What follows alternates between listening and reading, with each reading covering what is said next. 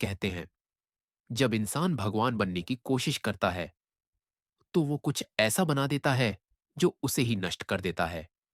यह कहानी है एक ऐसे ही आदमी की जिसने इंसान से भी ज्यादा इंसान जैसी मशीन बना डाली। दोस्तों, आज हम एक ऐसी साइंस फिक्शन फिल्म की कहानी लेकर आए हैं जो न सिर्फ आपका दिमाग हिला देगी, बल्कि इंसान और मशीन के रिश्ते पर नए सवाल भी खड़े कर देगी।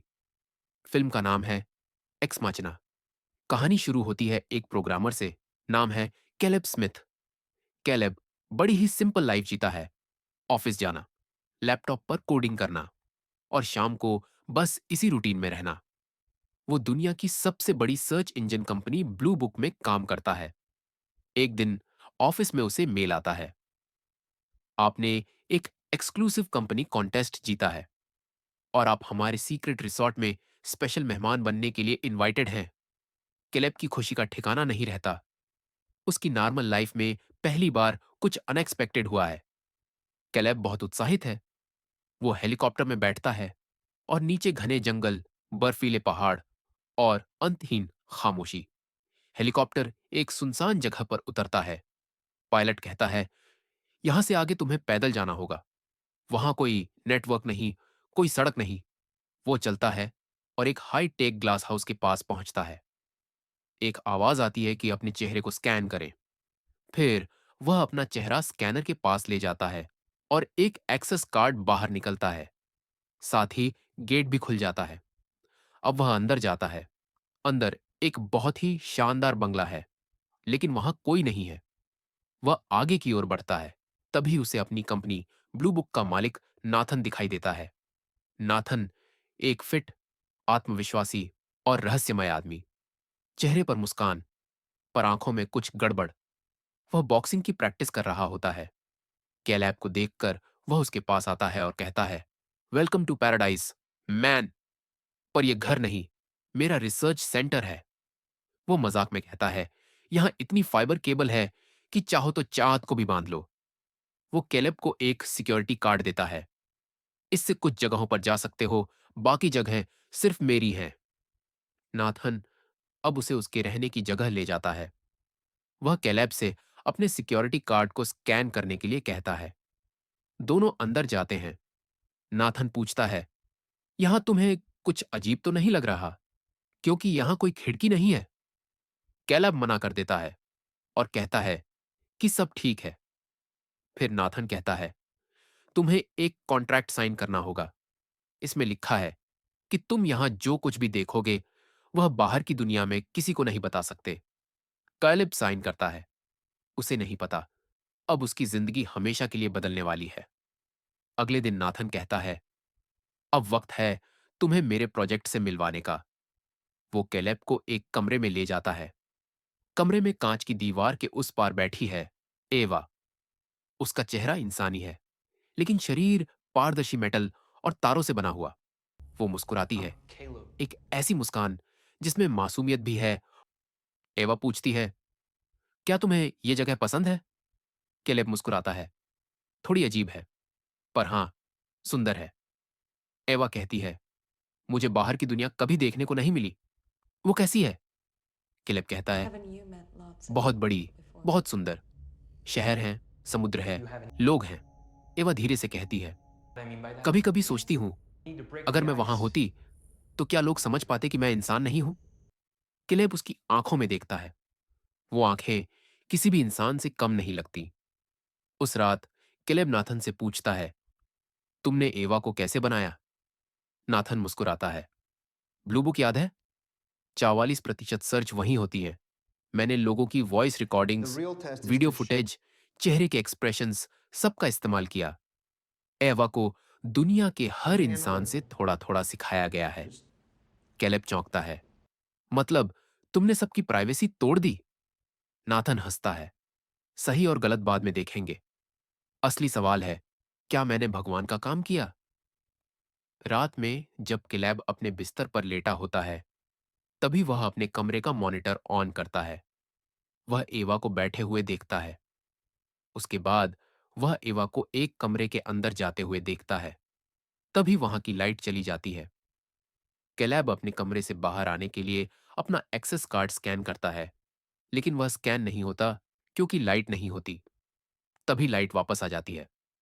फिर वह अपने कमरे से बाहर आता है और उस कमरे में जाता है जहां एवा गई थी, लेकिन वहां कोई नहीं होता।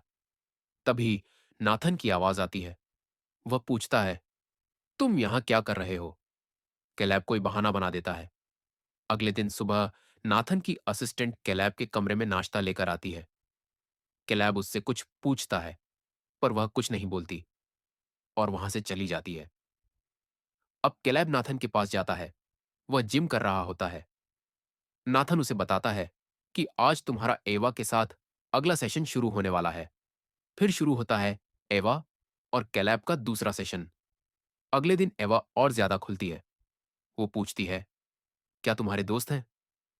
कैलेब कहता है, कुछ हैं, लेकिन ज्यादा अकेला रहता हूं। एवा, मुझे भी अकेलापन अच्छा नहीं लगता। क्या तुम्हें लगता है मैं अकेली हूं? कैलेब, तुम्हारे पास बात करने के लिए मैं हूं। एवा, लेकिन तुम जा सकोगे, मैं नहीं। अचानक बिजली चली जाती है। कमरा अंधेरे में डूब जाता है।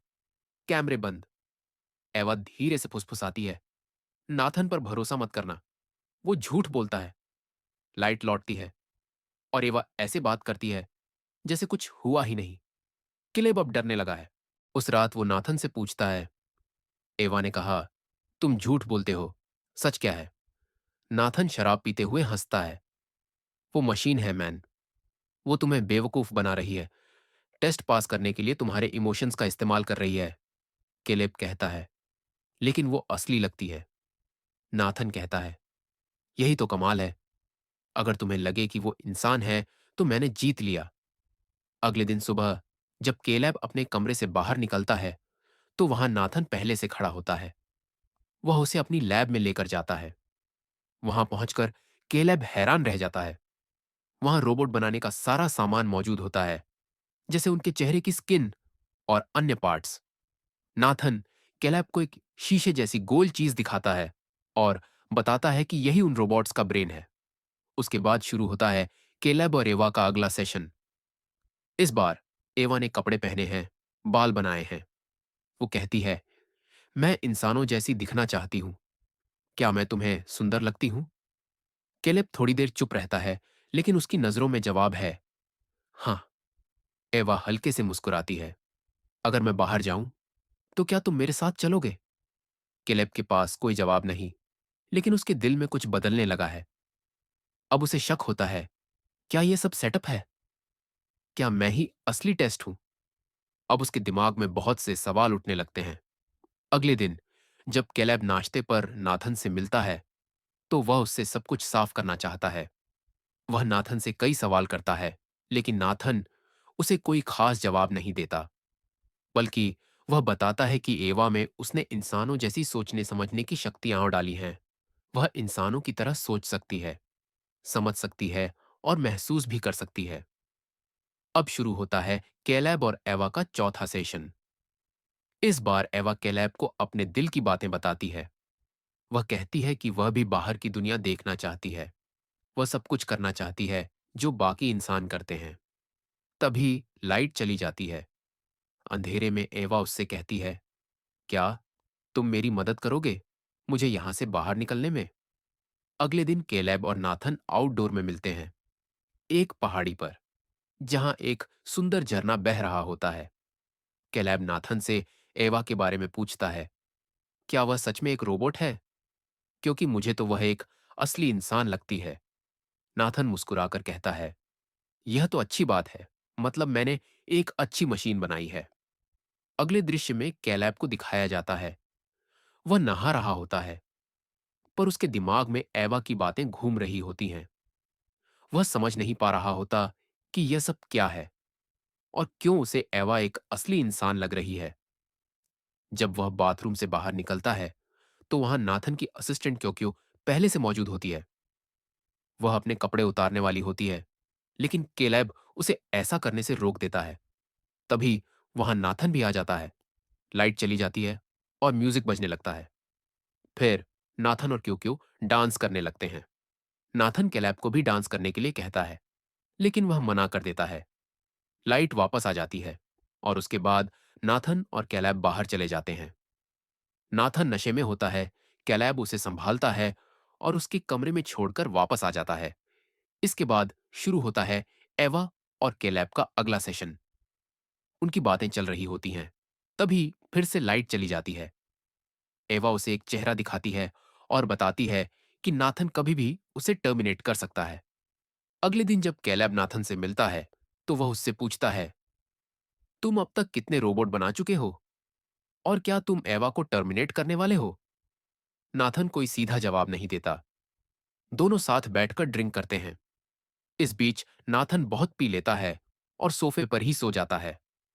तभी कैलैब चुपके से नाथन की जेब से उसका एक्सेस कार्ड निकाल लेता है और सिस्टम खोलता है। वहां उसे पुराने प्रोजेक्ट्स के कई वीडियो मिलते हैं, एवा जैसी और भी कई रोबोट्स। वह देखता है कि कुछ रोबोट्स को नाथन खुद टर्मिनेट कर देता है और कुछ रोबोट्स खुद को टर्मिनेट कर लेते हैं। अब नाथन को होश आ जाता है। वह अपने कमरे की ओर जा रहा होता है। लिफ्ट में वह अपना कार्ड ढूंढ रहा होता है। तभी वहां कैलेब आता है और उसे कार्ड वापस दे देता है। तभी क्यों आती है, वो नौकरानी जो कभी बोलती नहीं, वो धीरे से अपनी स्किन उतारती है। कैलेब दंग रह जाता है। ये भी मशीन है? अब उसे समझ आता है, यहां सिर्फ वही इंसान है, बाकी सब कृत्रिम। अब कैलेब अपने कमरे में आता है। उसके दिमाग में वही सब बातें घूम रही होती हैं। वह समझ नहीं पा रहा होता कि कौन असली इंसान है और कौन रोबोट। उसे खुद पर शक होने लगता है। वह अपनी शेविंग ब्लेड से अपनी त्वचा को काट कर देखने की कोशिश करता है, ये जांचने के लिए कि कहीं वह खुद भी तो रोबोट नहीं है। इसके बाद शुरू होता है एवा और केलेब का अगला सेशन। अगले दिन एवा कहती है, नाथन मुझे मिटा देगा, मेरी मदद करो।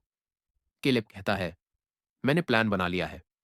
जब बिजली जाएगी, दरवाजे खुलेंगे, हम भाग जाएंगे। एवा कहती है, क्या मैं तुम पर भरोसा कर सकती हूं? केलेब मुस्कुराता है, हाँ, अब हम टीम हैं। अगले दिन जब केलेब नाथन से मिलता है, तो वह एवा की कही हुई सारी बातें उसे बताता है। लेकिन नाथन कहता है कि उसे पहले से ही सब पता है।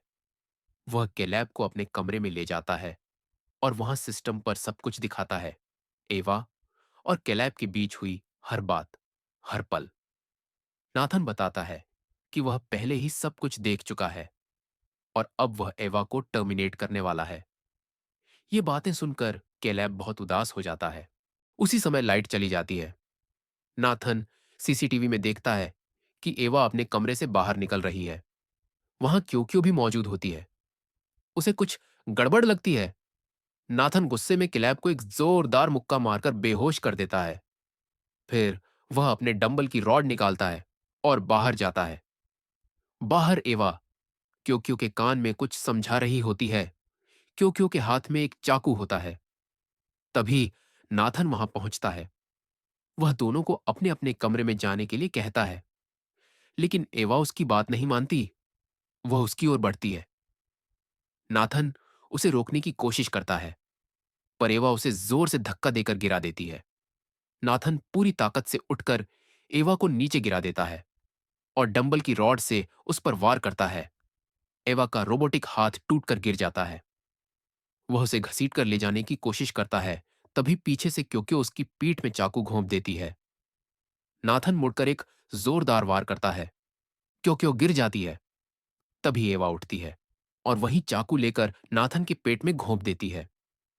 नाथन लड़खड़ाता है, कुछ कदम चलता है और जमीन पर गिर जाता है, मरा हुआ। एवा उसके जेब से एक्सेस कार्ड निकाल लेती है। वह नाथन के कमरे में जाती है। तब तक क्लैब को होश आ चुका होता है। एवा उसे देखती है और कहती है, तुम यहीं रुको, और बाहर चली जाती है। वह अपने कमरे में जाकर दूसरे रोबोट से हिस्से निकालती है, अपना टूटा हुआ हाथ जोड़ती है, फिर अपने शरीर पर स्किन और बाल लगाती है। वह क्लोसेट से एक सुंदर ड्रेस निकालती है और पहन लेती है। उधर कैलेब बाहर उसका इंतजार कर रहा होता है। कुछ देर बाद एवा पूरी तरह तैयार होकर बाहर आती है। अब वह बिल्कुल एक खूबसूरत इंसानी लड़की की तरह दिख रही होती है। कैलेब उसे आवाज देता है, पर एवा उसकी तरफ देखे बिना उसके सामने से निकल जाती है। और लिफ्ट में चली जाती है। कैलेब जोर जोर से चिल्लाता है, उसे रोकने की कोशिश करता है, लेकिन एवा बिना कुछ कहे वहां से चली जाती है। दूसरे दृश्य में नाथन और क्यूक्यो का शरीर बेहोश पड़ा दिखाया जाता है। कैलेब अपने एक्सेस कार्ड का इस्तेमाल करने की कोशिश करता है, लेकिन अब वह काम नहीं करता। उधर एवा धीरे धीरे घर से बाहर निकलती है। वह मुस्कुराती है, पहली बार खुले आसमान और सूरज को देखती है। वह आजादी महसूस करती है। कैलैब दूसरी ओर नाथन के कमरे में जाकर सिस्टम हैक करने की कोशिश करता है, लेकिन कुछ काम नहीं करता। वह कांच तोड़ने की कोशिश करता है, लेकिन कांच नहीं टूटता। वह फंस जाता है। इधर एवा आसमान में एक हेलीकॉप्टर देखती है जो थोड़ी दूर लैंड करता है। वह पास जाती है, उसमें बैठती है और हेलीकॉप्टर उड़ जाता है। अगले दृश्य में शहर का नजारा दिखाया जाता है। भीड़ में कई लोग इधर उधर जा रहे होते हैं और वहीं एवा भी खड़ी होती है। अब वह भीड़ में घुल मिल चुकी होती है और यहीं पर यह मूवी समाप्त हो जाती है। एक ऐसी कहानी जो पूछती है, अगर मशीनें सोचने लगें, महसूस करने लगे, प्यार करने लगे, तो क्या वो भी जिंदा कहलाएंगी? या फिर असली मशीन अब इंसान ही बन चुका है? अगर आपको ये कहानी पसंद आई हो तो वीडियो को लाइक करें और ऐसी ही और दिलचस्प मूवी स्टोरीज देखने के लिए चैनल को सब्सक्राइब करना न भूलें। अब आपसे मुलाकात होगी एक और ऐसी ही दिलचस्प कहानी के साथ। तब तक के लिए धन्यवाद और जुड़े रहिए हमारे साथ।